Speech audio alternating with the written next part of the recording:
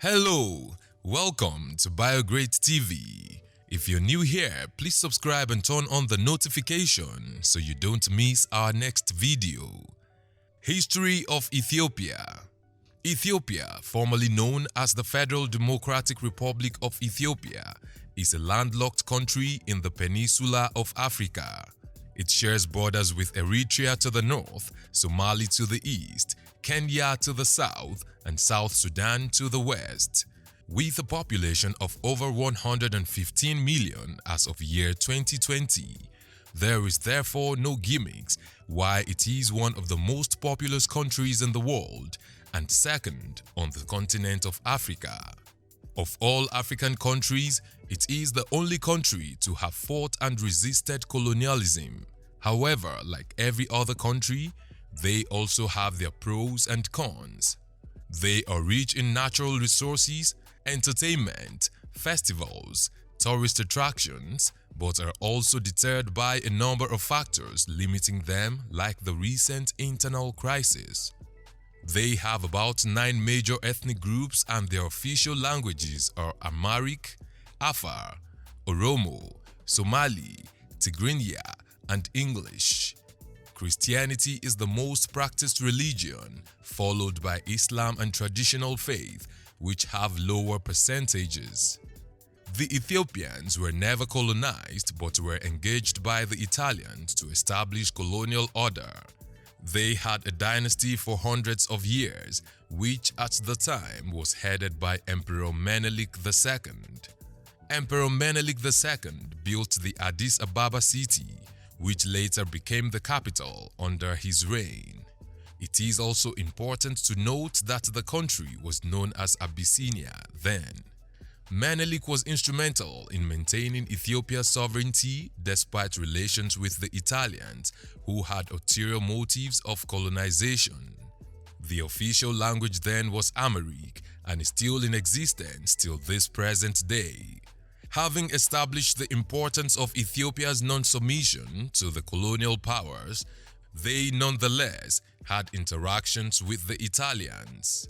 However, their independence was threatened by the invasion of fascist Italy in early October and again Italian occupation of the country in 1936 to 1941.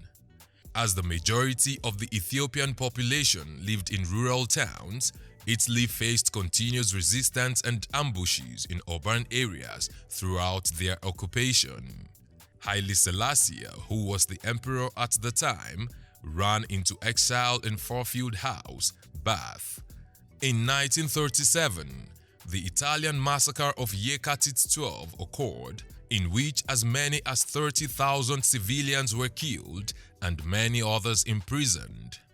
This massacre was a retaliation for the attempted assassination of Rodolfo Graziani, the Viceroy of Italian East Africa. Following Italy's entry into World War II, British Empire forces helped the Abanyok, that is, the armed resistance soldiers, to restore order. Under the Peace Treaty of 1947, Italy acknowledged the sovereignty of Ethiopia. The first ever multi-party election occurred in May 1995, in which the Ethiopian People's Revolutionary Democratic Front (EPRDF) were victorious.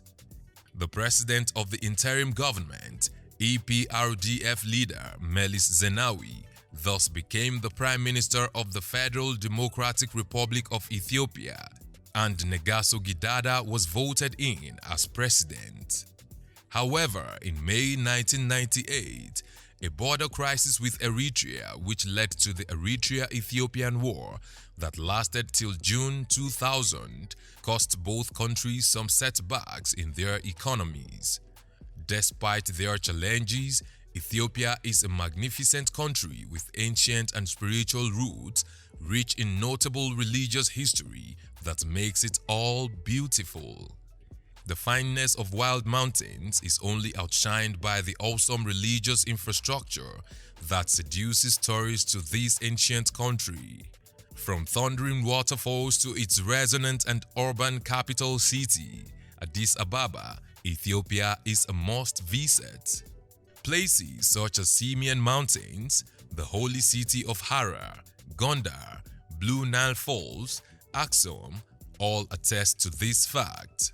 Also, they have quite a number of museums to display their heritage and roots. They have the Ethnological Museum, National Museum of Ethiopia, and others. Ethiopia is well known for being the origin of coffee beans and its rock-built churches.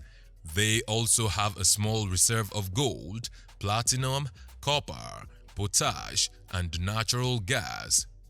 Also, their extensive hydropower potential, big arable lands, forest trees, water cannot be overlooked. Agriculture comprises about 85% of the labor force, as many other economic activities rely on it, including marketing, processing, and export of agricultural produce.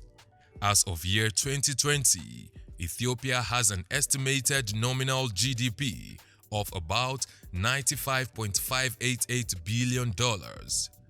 Having been rooted in deep tradition since their beginning, a number of their festivals are Enkutatash, Epiphany, Great Ethiopian Run, Ladet Gena, Meskel, and others. Despite the positives, some issues are still hindering Ethiopia from attaining high feats. The first is the economic downturn, climate-induced disasters, civil war, and others. Ethiopia has without a doubt been through gloomy moments, from resistance against colonial rule to economic downturn, unemployment and civil war, to mention but a few. But if peaceful coexistence returns to the country, then those challenges will become bread on their tables. What have we missed out of this history? Let's know in the comment section. Will it be ridiculous to subscribe to our channel? If no, please like this video, share, and subscribe to our channel.